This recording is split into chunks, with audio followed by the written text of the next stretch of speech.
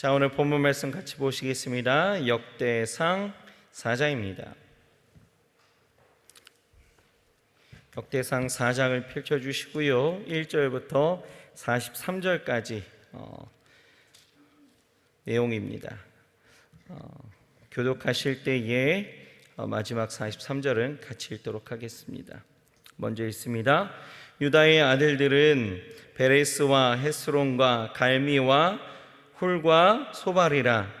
소발의 아들 르아야는 아얏을 낳고 야핫은 아후메와 라앗을 낳았으니 이는 소라 사람의 족속이며 에담 조상의 자손들은 이스라엘과 이스마와 입바스와 저희의 매제 하술렐보니와 그돌의 아비 분우엘과 후사의 아비 에셀이니 이는 다 베들레헴의 아비 에브라다의 맏아들 홀의 소생이며 드고아의 아비 아수올의 두 아내는 헬라와 나아라라. 나아라는 그로 말미암아 아우삼과 헤벨과 데무니와 하스다리를 낳았으니 이는 나아라의 소생이요 헬라의 아들들은 세렛과 이소알과 에드난이며 고스는 아욱과 소베바와 하룸의 아들 아하엘 족속들을 낳았으며 야베스는 그 형제보다 존귀한 자라. 그 어미가 이름하여 야베스라 하였으니 이는 내가 수고로이 낳았다 함이었더라. 야베스가 이스라엘 하나님께 아뢰어 가로되 원컨대 주께서 내게 복을 더하사 나의 지경을 넓히시고 주의 손으로 나를 도우사 나로 환난을 벗어나 근심이 없게 하옵소서 하였더니 하나님이 그 구하는 것을 허락하셨더라.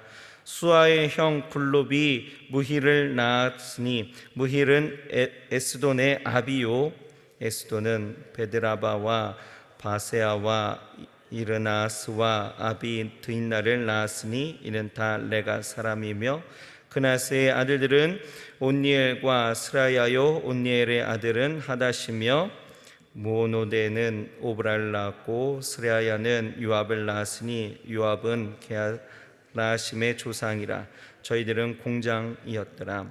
여분네의 아들 갈렙의 자손은 이루와 엘라와 나암과 엘라의 자손과 그나스요 요알렐렐의 아들은 십과 시바와 디리아와 아사렐이요 에스라의 아들들은 예델과 메렛과 에벨과 얄론과 메렛은 미리암과 삼메와 에스드모아와의 조상 이스바를 낳았으니 이는 메렛의 취함 바로의 딸 비디아의 아들들이며 또 그 아내 여우디아는 그돌의 조상 예렛과 스고의 조상 헤벨과 산와의 조상 여구디엘을 낳았으며 나암의 누이인 호디아의 아내의 아들들은 가미 사람 그일라의 아비와 마아가 사람 에스도모아며 시몬의 아들들은 암논과 린나와 베아난과 딜로니오 이시의 아들들은 소액과 벤수엣이더라.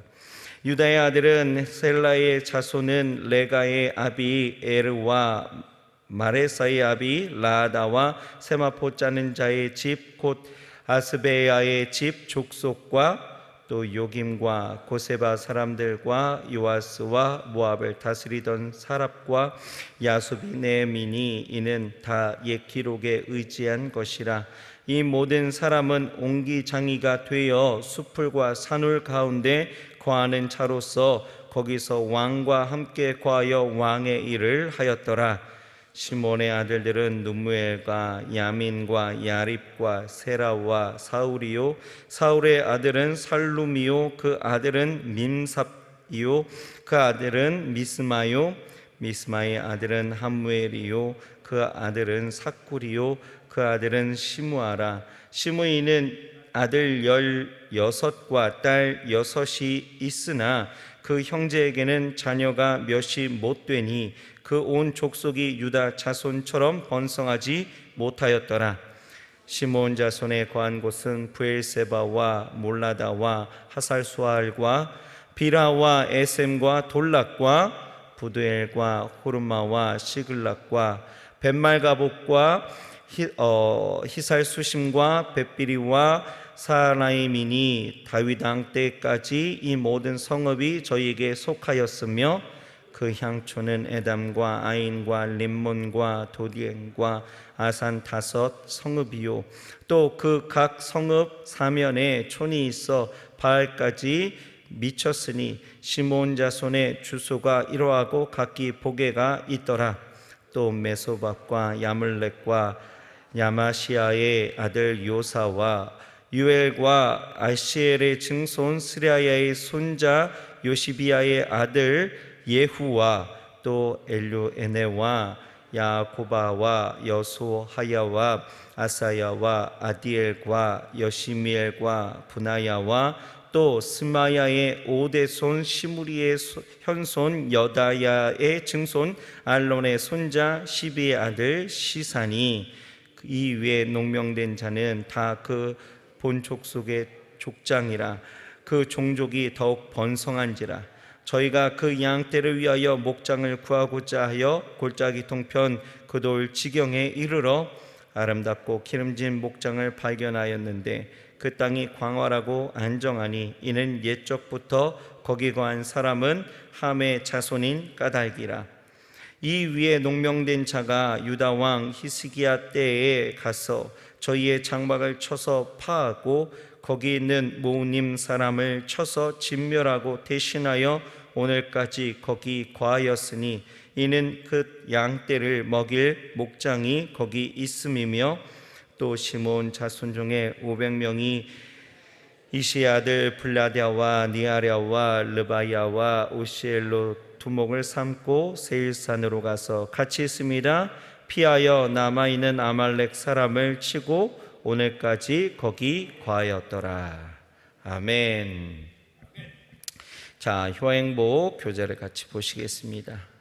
오늘 제목은 기도로 인생을 개척하자입니다. 자, 10절 말씀이 오늘 요절 말씀인데요. 같이 읽습니다. 야베스가 이스라엘 하나님을 아뢰어 가로되 원컨대 주께서 내게 복의 복을 더하사 나의 지경을 넓히시고 주의 손으로 나를 도우사 나로 환난을 벗어나 근심이 없게 하옵소서 하였더니 하나님이 그 구하는 것을 허락하셨더라. 자, 내용을 같이 읽습니다. 본장은 유다의 단편적인 족보와 시므온의 가계를 소개하고 있다. 특히 유다 후손들의 번성과 시므온 후손들의 미약함이 대조되어 나타난다. 유다 지파의 족보는 그 자손들이 크게 번성했으며 또 각양각색의 인물들이 많았음을 보여준다. 기도로서 인생의 고통을 극복한 야베스, 최초의 사사 온니엘, 금속을 조각하는 전문 세공인들, 진취적인 신앙인이었던 갈렙, 바로 왕의 딸을 아내로 취한 메렛 등이 모두 유다지파 사람들이다. 이렇게 축복받은 유다지파의 자손 중 특별히 눈에 띄는 사람이 있다. 바로 야베스이다. 야베스라는 이름은 고통의 아들이라는 뜻이다. 우리는 그 이름의 의미를 볼 때 야베스가 불리한 조건에서 태어났음을 알 수 있다. 그러나 그는 이 모든 악조건을 역전시킨 위대한 신앙의 사람이었다. 그는 하나님을 원망하지 않고 목청을 돋우어 부르짖어 기도했다. 내게 복을 더하사 나의 지경을 넓히시고 주의 손으로 나를 도우사 나로 환난을 벗어나 근심이 없게 하옵소서. 이는 하나님이 자신에게 복 주시고 응답하실 것을 강하게 확신하는 기도이다. 하나님은 그가 구한 대로 다 응답해 주셨다. 야베스는 기도로 자신의 고통을 극복하고 넓은 지경을 차지하였을 뿐만 아니라 그 어느 형제보다 존귀한 자가 되었다. 하나님은 우리가 인생을 개척하는 신앙인이 되기를 원하신다. 우리도 야베스와 같이 어떤 환경에도 굴하지 말고 역경을 기도로서 극복하자. 하나님은 우리의 삶을 역전시켜 주신다. 아멘. 자, 오늘은 역대상 4장입니다.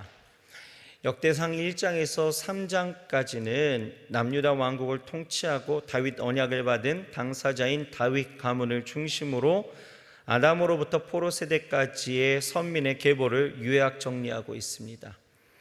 그리고 4장부터 8장까지는 이스라엘의 직계조상인 야곱의 12아들에서부터 포로 전까지의 바벨론 포로 전까지의 선민의 계보를 기록하고 있는데, 특히 이 4장에서는 거주지를 기준하여 볼 때 이스라엘의 남방에 위치한 두 지파의 주요 계보가 기록되어져 있습니다. 그중 유다 지파의 계보를 언급하는 중에 우리가 눈에 띄는 기사가 하나 있죠. 바로 야베스에 대한 내용입니다. 왜 갑자기 야베스에 대한 기록이 이렇게 기사가 이렇게 중간에 딱 끼어져 있을까? 여러분, 이스라엘의 족보 기록상 어떤 특정한 인물에 관해서 역사적인 기록을 따로 삽입하는 경우들이 사실은 이상한 경우가 아닙니다. 종종 있었어요. 그런데 왜 하필 야베스일까라는 것이 더 중요하겠죠. 왜 하필 야베스일까? 그것은 야베스, 수고 또는 슬픔이라는 이름을 가진 이 사람이 하나님 앞에 기도할 때 하나님은 그의 기도를 들으시고 응답하셔서 존귀하게 만드셨다라는 것을 통해서 사실 이 기사를 보고 있는 이 포로 생활에 지치고 환난의 시절을 보내고 있었던 이스라엘에게 메시지를 전하고 싶은 거예요. 오직 하나님을 의지하라는 거죠. 하나님을 향해서 기도하면 하나님은 너희를 반드시 존귀케 하실 것이다 라고 하는 이 소망의 메시지를 담고 있다라는 것입니다. 여러분, 우리 안에 어떤 어려움이 있습니까? 정말 마음 복잡하고 생활에 어려움도 있고 또 육체의 질병 가운데 연약함이 우리에게 있어서 그거에 따른 어떤 곤고한 또한 그 심령을 갖고 있는 사람들, 다양한 고통을 수반해서 참 마음 어렵게 살아가는 사람들이 여기 있을 것입니다. 바라기는 오늘 이 말씀이 여러분들의 인생에 있어서 정말 하나님 앞에 우리가 기도할 때마다 하나님은 우리의 삶을 존귀케 하시는 놀라운 은혜를 베푸신다라는 이 소망이 여러분들에게도 있기를 주의 이름으로 축원합니다. 여러분, 우리 속담에 개천에서 용났다라는 말이 있죠. 요즘은 개천에서 용난다라는 말도 없대요. 참 많은 어려움들이 있는데 개천에선 용이 안 난다라고 하는데 여튼 어려운 환경 속에서 환경을 극복하고 성공한 사람들을 빗대서 개천에서 용난다 이렇게 이야기를 하잖아요. 그런데 이 속담에 딱 어울릴 만한 사람이 바로 누구냐? 야베스다라는 것입니다. 본문 9절을 보게 되어지면 야베스는 어렵게 세상에 태어났고 또 여러 가지 환난을 당한 것 같습니다. 야베스는 존귀한 자가 될 수 없는 환경이었지만 형제들 가운데서 가장 존귀한 자가 되었다라고 말씀하고 있습니다. 저는 이 야베스가 존귀하게 될 수 있었던 이유가 두 가지 있다라고 생각을 합니다. 첫째는 바로 그는 비전의 사람이었다라는 것입니다. 여러분, 꿈이 없는 백성들, 꿈이 없는 사람들은요, 주어진 환경을 극복할 수가 없어요. 제가 단기 선교를 통해서 이 빈민촌에 갈 때마다 불쌍히 여겨졌던 것은 그들이 많이 부족하게 살아서가 아닙니다. 그들에게 꿈이 없기 때문이었습니다. 현실의 그 어려움을 극복하고 더 나은 인생을 만들겠다는 그 꿈이 없어요. 그저 어떻게든 돈이 생기면요, 그냥 일을 하지 않습니다. 번 돈을 다 소진할 때까지 다시 일하지 않는 모습들, 이런 모습을 보면서 참 이 사람들이 이렇게 살아가서 될까라고 싶은데 그렇게 살아가더라고요. 하지만 이 야베스는 달랐죠. 고통 중에 태어나서 환난 가운데 있었지만 자신의 한계, 이 환경의 한계를 뛰어넘는 꿈이 있었다라는 것입니다. 야베스는 자신의 처지 때문에 좌절하지 않았고 더 나은 인생을 사모했습니다. 그래서 야베스가 하나님의 복을 구하고 환경을 바꾸는 기도를 할 수 있었던 것은 더 나은 인생을 바라보는 비전이 있었기 때문이었다라는 것입니다. 여러분, 야베스는 자기에게 주어진 삶의 환경을 탓하고 또 부모를 탓하고 여러 가지 다른 것들을 탓하면서 주저앉아 있지 않았다라는 거예요. 야베스는 그러한 환경 가운데 있었지만 비전을 가졌다라는 것. 여러분, 어떤 사람이든지 분명한 비전을 갖게 되어지면 그 비전이 실제가 되어지는 놀라운 은혜를 경험하게 되어질 것입니다. 그래서 무엇을 바라보느냐가 중요한 거예요. 매일 무엇을 바라보는가에 따라서 우리의 인생이 그 방향이 달라질 수 있는 것입니다. 여러분, 바라기는 큰 비전을 가지시길 바랍니다. 날마다 그 비전을 생각하고 믿음의 눈으로 바라보시길 바랍니다. 내 능력의 한계가 아닌 나의 아버지가 되시며 나의 든든한 후원자가 되시는 하나님의 시각으로 미래를 보시고 큰 비전에 사로잡히시길 주의 이름으로 축원합니다. 그러면 이 야베스처럼 자신의 한계, 환경의 한계를 넘어 하나님이 존귀하게 여기실 일들을 우리는 보게 되어질 줄 믿습니다. 또 야베스가 존귀하게 되어진 두 번째 이유는 다른 거 없습니다. 그는 기도하는 사람이었다라는 것입니다. 10절을 보게 되어지면 그가 이스라엘 하나님께 아뢰었다라고 하는데, 여기서 아뢰다라고 하는 것은 히브리어로 카라라고 이야기하는데, 이 카라라는 것은 울부짖다 이런 뜻을 갖고 있어요. 울부짖다. 그는 자신의 처지가 하도 퍽퍽하니까 하나님께 뭐 했어요? 울부짖었다라는 거예요. 어느 목사님은 어려움이 있으면 하나님 앞에 울면 된다라고 하더라고요. 그 목사님 문제만 있으면 하나님 앞에 나와서 운대요. 울고 또 울고. 그러면 응답이 올 때까지 울면 어느샌가 또 하나님이 이 모든 일들을 또 이루신다, 뭐 이런 간증을 들어보았는데, 여러분, 우리가 하나님 앞에 엎드려 울부짖는 것은 오직 하나님만이 나의 도움이시다라는 것, 하나님이 나를 도와주십니다라고 하는 우리의 겸손의 표현 아니겠습니까? 여러분, 이러한 울부짖는 기도가 그에게 있었다라는 거예요. 하나님은요, 이런 야베스의 기도를 들으셨다라는 거예요. 여러분, 그러면 하나님은 어떻게 역사하셨어요? 하나님은요, 기도 응답을 통해서 야베스를 어떻게 해요? 존귀한 자가 되게 하셨다라는 것입니다.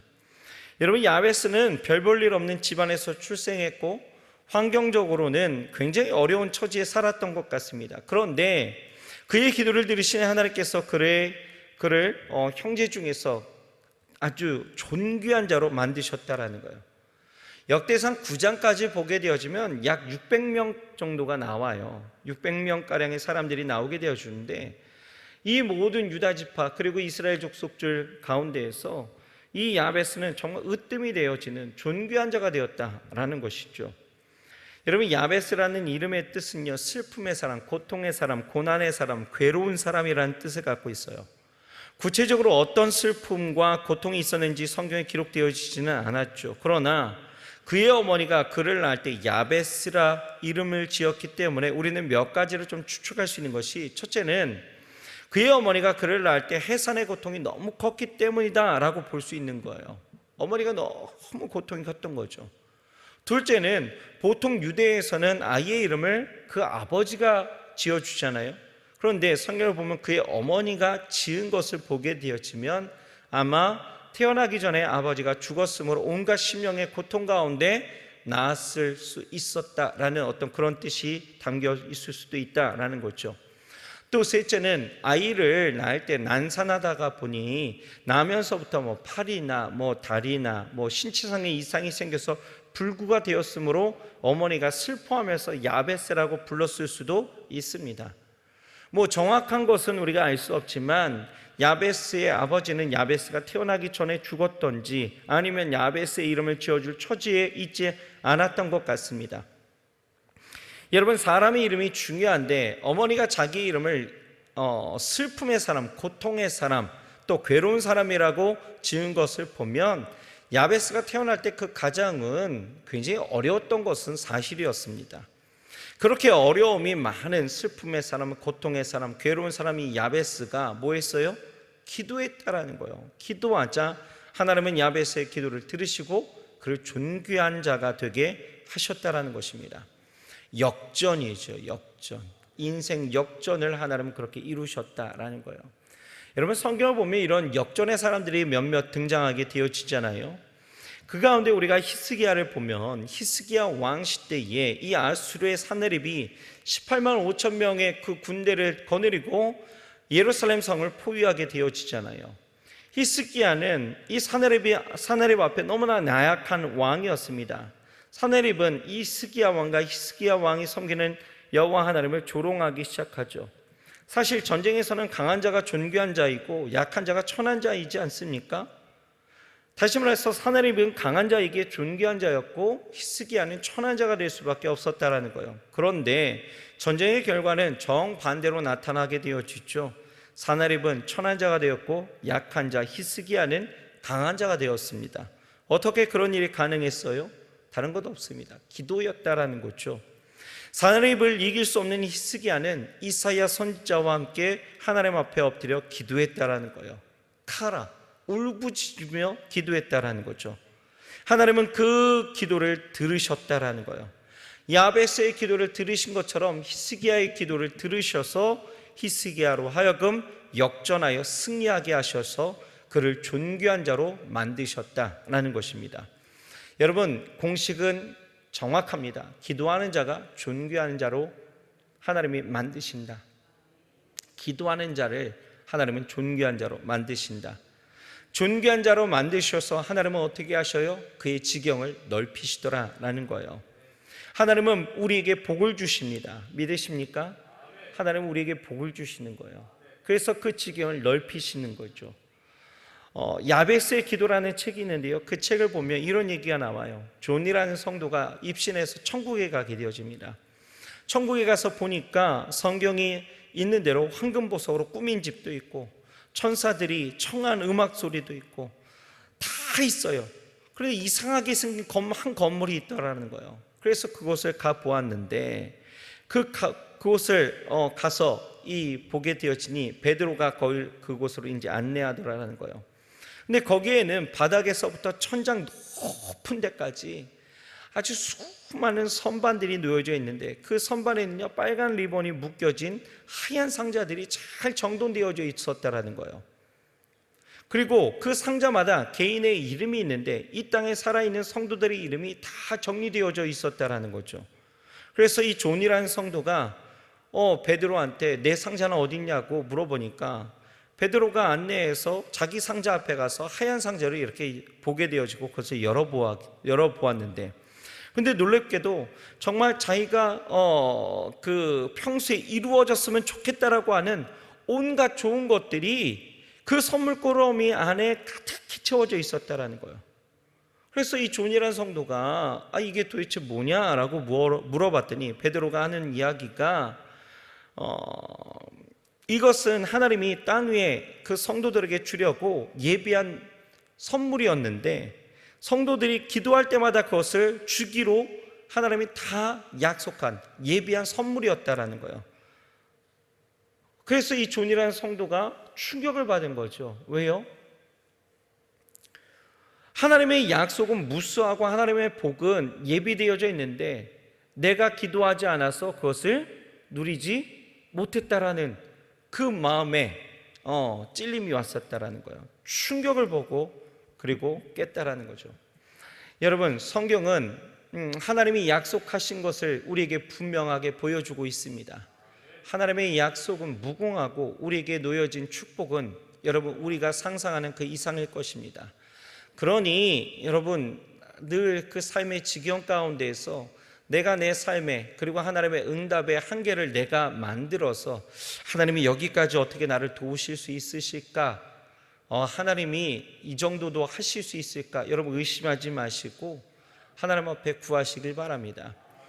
여러 가지 어려운 환경의 지경 가운데 있었지만 그 환난과 고통을 벗어나게 해달라고, 내게 복의 복을 더해달라고, 나의 지경을 넓혀달라고 기도했던 이 야베스, 하나님은 그 야베스의 기도를 들으셨다, 응답하셨다라는 이 말씀을 우리가 다시 한번 되새기면서 여러분들이 기도하는 모든 것에 하나님의 역사하심과 하나님이 채우시는 놀라운 일들이 있음을 바라보면서 오늘 이 한날 또 주시는 은혜 가운데 승리하시길 주의 이름으로 축원합니다.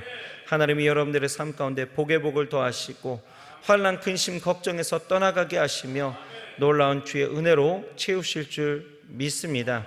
노만 빈센트 필 박사가요 이런 유명한 말을 했다고 해요. 뭐라고 이야기했냐면 인생은 변화될 수 있다. 그러나 이 변화는 오직 기도를 통해서만 얻을 수 있다. 이렇게 이야기를 했다고 합니다.